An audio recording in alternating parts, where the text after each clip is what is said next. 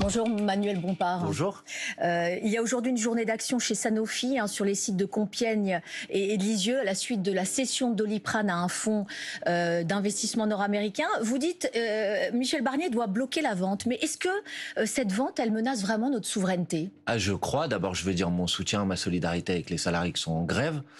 Le gouvernement se targue de vouloir obtenir des garanties. Oui, des garanties notamment sur le fait que Doliprane continue d'être fabriqué en France. Oui, les garanties sont des garanties de même nature que par exemple celles qui avaient été accordées au moment où General Electric avait racheté Alstom. Et je crois que les garanties n'ont pas été suivies. Ce fonds de pension américain est propriétaire, je vous donne cet exemple, depuis 2020 des entreprises But et Conforama. Depuis que ce fonds de pension américain est propriétaire de ces entreprises, il y a eu plusieurs milliers d'emplois qui ont été supprimés par ces entreprises. Donc je ne crois pas une minute aux garanties qui sont données par le fonds de pension américain qu'il y aura un maintien de l'emploi et un maintien de la production en France.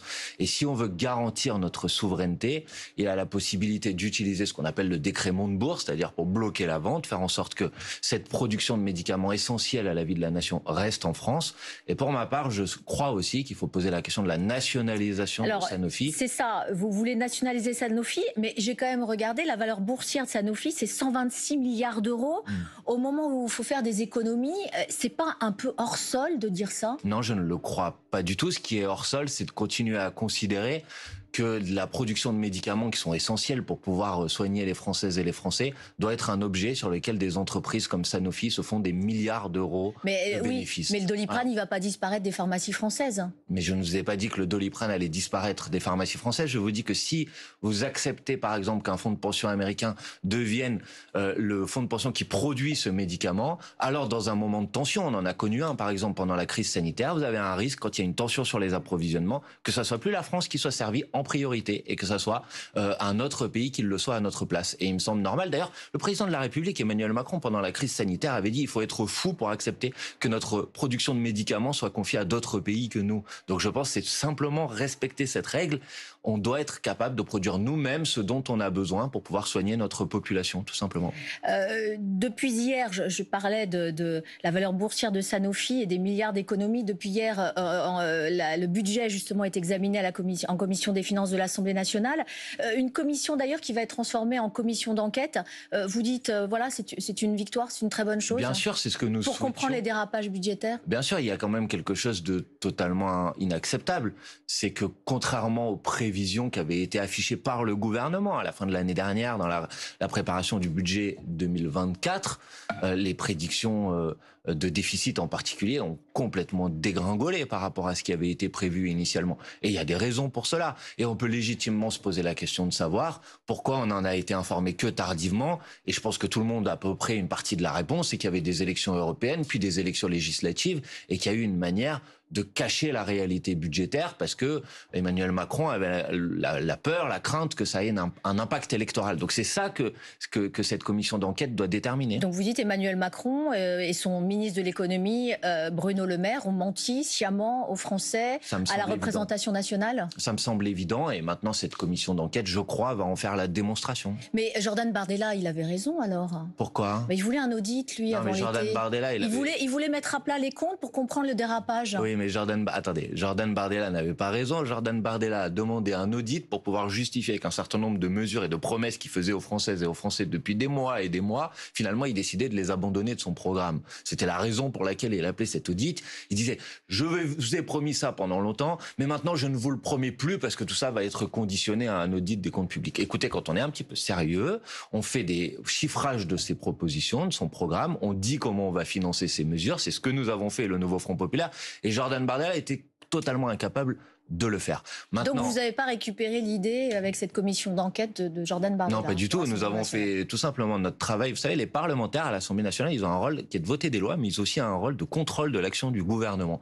Et mettre en œuvre ce rôle de contrôle de l'action du gouvernement, c'est par exemple enquêter sur ce qui semble être manifestement un mensonge d'État, qui est le dérapage de notre déficit, sans aucune information, sur lequel aujourd'hui le gouvernement de Michel Barnier, en quelque sorte, est mis au pied du mur de venir réparer les mauvaises besognes d'Emmanuel Macron et du gouvernement précédent. Dans ce budget, il y a certaines mesures qui font l'unanimité contre elles. Il y a le gel des pensions de retraite, il y a aussi la hausse de la taxation de l'électricité.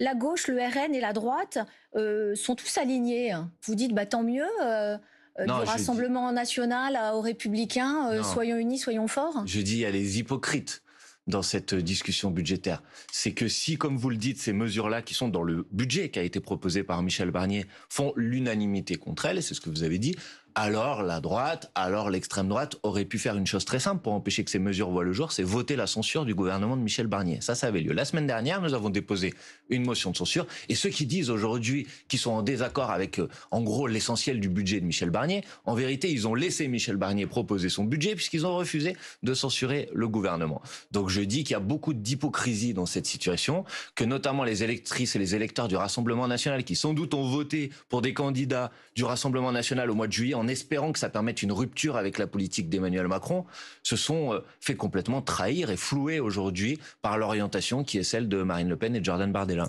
Agnès Pannier-Runacher a ouvert la porte à l'augmentation de la fiscalité sur le gaz. C'est vrai que c'est une énergie fossile et pourtant vous dites non. Non, je dis non parce que ça soit sur le gaz, que ça soit sur l'électricité, les factures elles ont très largement augmenté. Les factures d'électricité elles ont augmenté de plus de 40% sur les 2 dernières années. Donc je dis aujourd'hui que faire croire que ce serait une mesure de transition écologique, de faire porter encore plus la responsabilité financière sur les usagers, sur les citoyennes et les citoyens, ça me paraît complètement inacceptable. Aujourd'hui, la priorité, bien sûr qu'il faut investir dans la transition écologique, et j'observe que le budget de Michel Barnier est en recul sur ce sujet. Par exemple, sur les investissements dans la rénovation thermique des logements. Je dis, c'est certainement pas aux ménages d'assumer encore la charge d'une augmentation du prix du gaz ou d'une augmentation du prix de l'électricité. Écoutez, c'est simple, il manque 60 milliards d'euros, c'est ce que dit Monsieur Barnier. 60 milliards. Oui, 60 milliards. Ils disent que son budget est perfectible. Il en appelle à une co-construction. Donc il vous tend la main. Vous dites, oui, c'est une bonne méthode, la méthode Barnier. Mais ce sera une bonne méthode si Michel Barnier s'engageait à ne pas avoir recours à l'article 49.3 de la Constitution sur le budget. Hier a commencé l'examen en commission des finances. Nous avons, nous les Insoumis, déjà fait voter 3 amendements par une majorité des députés de la commission des finances. Par exemple, pour rendre non pas exceptionnel mais pérenne les augmentations des impôts sur les plus riches, pour augmenter le taux de ce qu'on appelle la flat tax, c'est-à-dire l'imposition sur les revenus du capital. Si Michel Barnier disait dès le début, mais moi tous les amendements qui seront votés à l'Assemblée nationale, je les reprendrai dans la copie budgétaire finale, on pourrait en discuter. Mais vous savez bien que ce n'est pas ce qu'il dit et qu'il s'apprête à utiliser l'article 49.3. Donc il peut essayer de se donner une image d'ouverture, mais si c'est pour à la fin faire un 49.3 et décider tout seul, ça va pas résister très longtemps à la réalité des faits. Oui, mais vous continuez à faire ce que vous faisiez avant, c'est-à-dire tout le programme, rien que le programme, tout le programme du Front populaire. On peut pas imaginer un budget de compromis en se disant, voilà, chacun est un petit peu gagnant. Madame, ne me faites pas, s'il vous plaît, porter à moi la responsabilité. Écoutez, Monsieur Barnier a dit dès le début de l'examen budgétaire, il y aura un débat à l'Assemblée, mais il y a quelque chose qui changera pas, c'est que sur les 60 milliards d'euros, c'est 20 milliards de nouvelles recettes et 40 milliards de réduction dans la dépense publique. C'est ce que Monsieur Barnier a dit. Donc, si vous appelez ça une ouverture dans la discussion, on n'a sans doute pas la même conception d'une ouverture dans la discussion. 60 milliards d'euros, c'est ce qu'Emmanuel Macron a supprimé aux recettes de l'État depuis qu'il est arrivé au pouvoir, c'est ce qui manque. Moi, je pense qu'il est possible d'aller chercher 60 milliards d'euros de recettes supplémentaires et il n'y a pas besoin pour ça de s'en prendre au peuple. Donc ce sera la censure pour vous, quoi qu'il arrive. S'il y a le 49.3. Bien évidemment, à partir du moment où le gouvernement de Michel Barnier aura recours à l'article 49.3, nous déposerons une motion de censure. Et là, nous verrons si les hypocrites dont on a parlé tout à l'heure, qui font des grands mots sur les plateaux de télévision contre les mesures de Michel Barnier, passent enfin de la parole aux actes. Un dernier mot sur Lucie Castet. Est-ce que vous souhaitez qu'elle soit la candidate LFI en Isère pour la législative partielle? On a l'impression qu'elle ne veut pas forcément porter vos couleurs. Je sais pas, on va voir. Écoutez, c'est un scénario. Il va y avoir effectivement, pour les gens qui nous écoutent le comprennent, une élection législative. Oui, parce que votre propre député LFI a démissionné pour des raisons de... il a été exclu de notre groupe, ensuite il a démissionné. Donc il y aura cette élection. D'ici à 3 mois. Lucie Castet fait partie des hypothèses. On discute avec elle. Oui, mais on a l'impression qu'elle veut pas trop, que l'étiquette La France Insoumise, ça lui fait un peu peur. Mais l'idée n'est pas qu'elle soit candidate de l'étiquette de La France Insoumise. Insoumise. La France Insoumise a présenté des candidats. Qu'elle soit dans votre groupe après. Attendez, la France Insoumise a présenté des candidats sous la bannière du nouveau Front Populaire. Donc la proposition que nous avons fait à Lucie Castet, c'est d'être candidate sur cette circonscription au nom du nouveau Front Populaire. Et comme cette circonscription était une circonscription sur laquelle il y avait un député insoumis, qu'elle siège ou qu'elle soit apparentée au groupe insoumis, mais à l'intérieur du nouveau Front Populaire. C'est ça la proposition que nous lui avons faite. On verra si cette proposition aboutit. Très bien. Bonne journée à vous. Merci.